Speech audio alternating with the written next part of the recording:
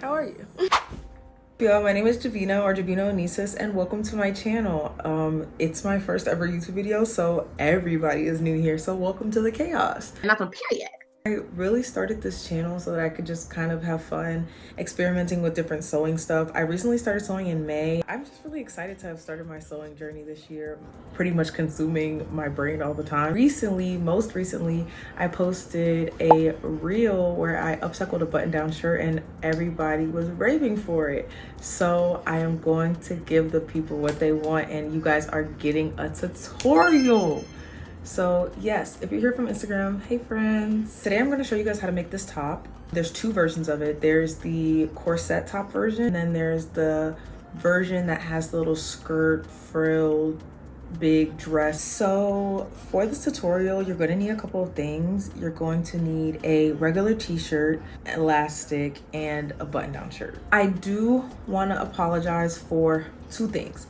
One, my camera cut out twice. That should really be three things, but my camera cut out twice. I'll let you know when that was, but I feel like I did a good job getting all the way up to the part where my camera did cut out and explaining everything, because it was literally at the end. I was so upset. And two, because I'm new at sewing and I'm new at self-drafting my patterns, I do not really know a whole lot. I am going to try to talk you through it the best that I can. So without further ado, let's get started. Okay, y'all. So first you're going to want to measure where you want your corset part to sit. You can measure from about the collar of the shirt down to the middle of your chest and write that measurement down. For me, that was about 7.5 inches, or you could just mark it directly onto the shirt and add about 1 centimeter for seam allowance.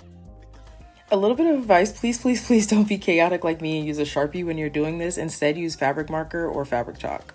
Now, starting from the center of the shirt, you're going to measure out about 1 inch in both directions and add 1 centimeter for seam allowance. So I ended up putting the shirt back on so I could get this little curve correct. I just didn't know if I would be able to freehand it on the shirt. I'm not that advanced and I did not have a corset pattern, but now I'm feeling like I should definitely make one. And once you're done, you should have a shape that kind of looks like this. Now we're just taking that shoulder to underbust measurement, and we're gonna add a little dot to mark it out on the shirt. For me, that was about 13 inches down. And I'm gonna say it again so you guys don't forget, because as someone that's new to sewing, I often forget, especially when I'm self-drafting patterns. Do not forget seam allowance.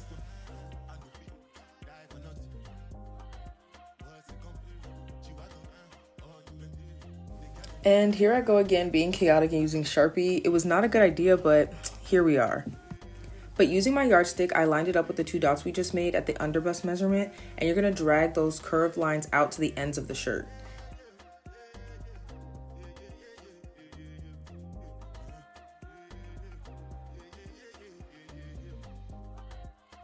And now you should end up with a shape that looks like this. And you're just gonna go ahead and cut that piece out.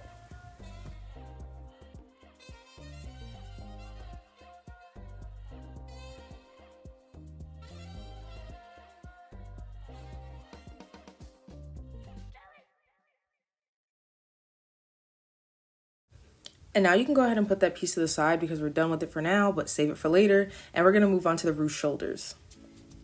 This is where you'll need that normal t-shirt. Any shirt you have is fine. It doesn't have to be fancy. Just a shirt that has a noticeable shoulder seam. So now you're gonna go ahead and measure out your elastic to be the same length as that seam and go ahead and just mark it out. So we don't need elastic that's this thick, but it's all I had in my sewing kit. So I'm just gonna go ahead and cut it in half long ways so I have 2 skinny strips.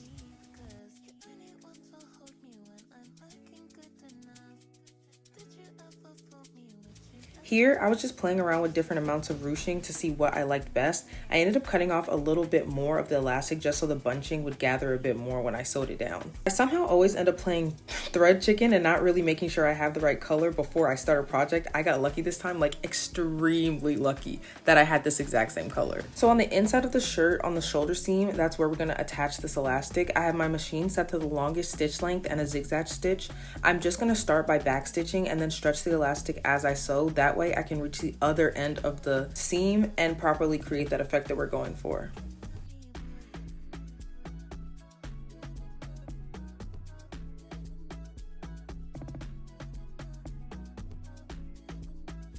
And then I'm just gonna go ahead and do the same thing to the other side.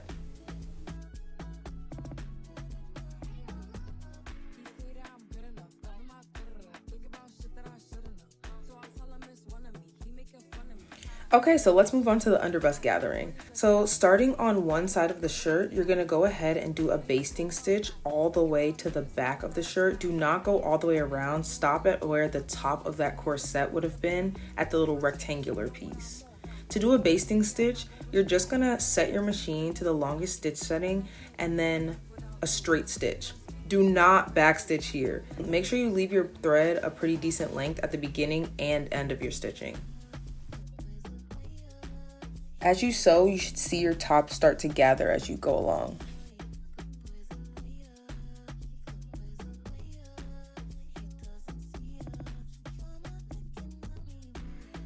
So like I was saying before, you're gonna wanna stop where the rectangle piece of your corset would be and then start your basting stitch again on the opposite side of that piece to continue sewing around to the front side of the top.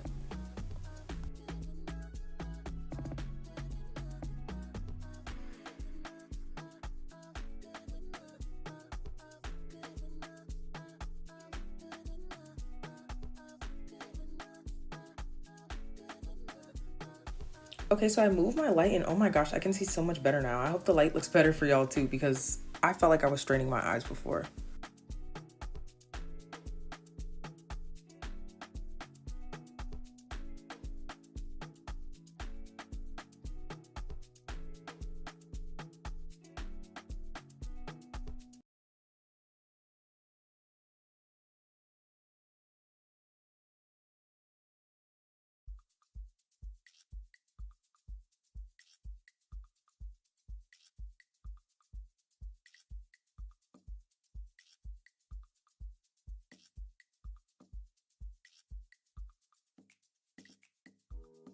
So laying this piece flat, you're gonna wanna choose one thread, top or bottom, to start your gathering with. Don't switch threads halfway through and don't try to pull on both of them at the same time. Believe me, I've tried and I learned the hard way. But once you choose a thread, you're going to wanna gather until you have the length of your underbust measurement. My underbust is about 32 inches, so I would make sure that laid flat, it measured 32 inches, or if I was just measuring the front or just measuring the back, it was 16 inches.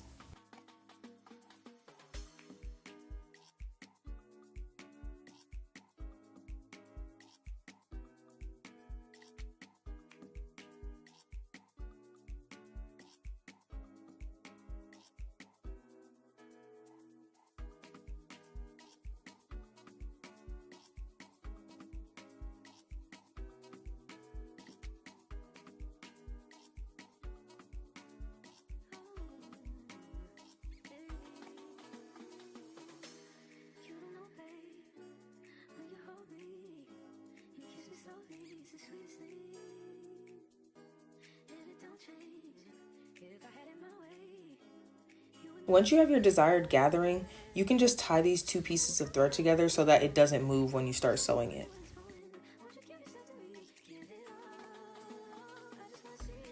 So you're gonna go ahead and put that to the side because now we're going to work on adjusting and attaching our corset piece. So starting from the middle of your chest where your corset starts, you're gonna wanna measure down to about how long you want your corset to be. Now this measurement is for if you are making the corset top only. If you would like to add the little flowy mini dress, flowy top piece later, then you're going to wanna measure from about mid-chest to mid-torso. So for my regular corset top, I did about 10 inches, and for the other version, I did about 5 inches. So then you're just gonna go ahead and measure that out on your corset and cut that out.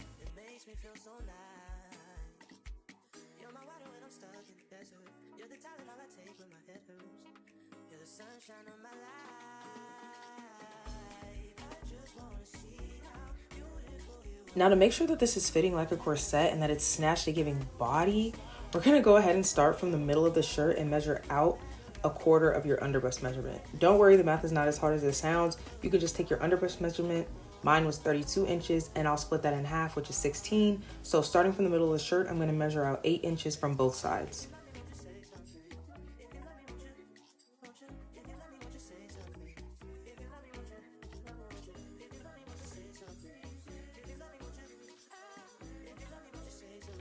Place the two pieces with the right sides facing each other, and then you're going to sew these pieces together to close your corset.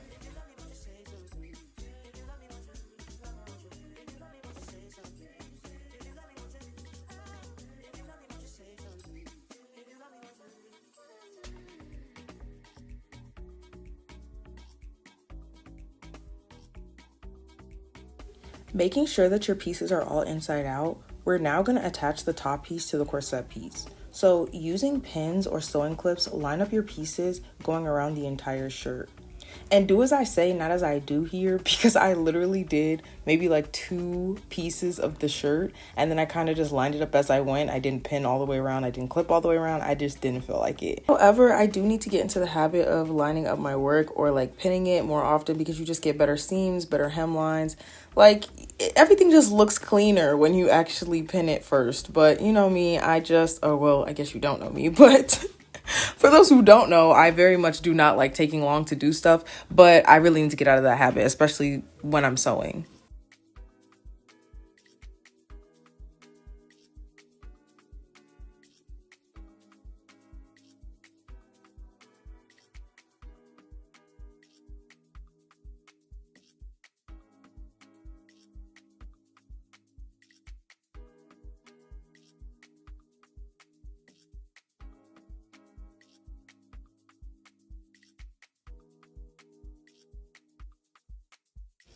Okay, so enough about me. Let's get back to y'all. So you should end up with something like this after you attach your little shirt together, and that little space, I don't even know what happened with my machine, but it ended up snagging my shirt, and I go back and I fix it, but that was a real pain for me. So if you just want to do the corset top, you can stop here. You could just hem the bottom and that'd be done. But if you want to do the little floy piece at the bottom, I'm going to show you how to make that. So first you're going to get the bottom piece that you cut off from your corset, and you're going to create a basting stitch along the top of that all the way down. And please, please, please forgive me, but my camera actually ends up cutting out when I attach it to the shirt. But this is essentially the same process as when we did the top part of our shirt. You're just going to gather this bottom piece and then attach it to the corset piece going all the way around.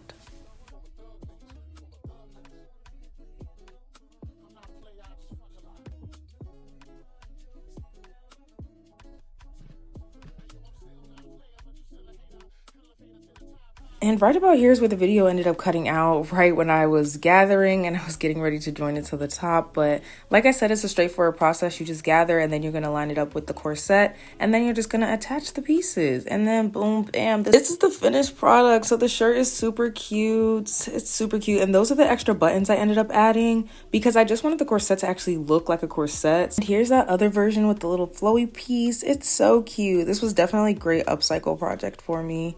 So guys, we are now done making this top. I hope you guys really enjoyed that tutorial and you found it kind of easy to follow. If not, I'm so sorry, but I'm always open to constructive criticism. And also, if you think you have any other ways to make this top or a better method, I am always open to hearing them because I'm all for work smarter, not harder.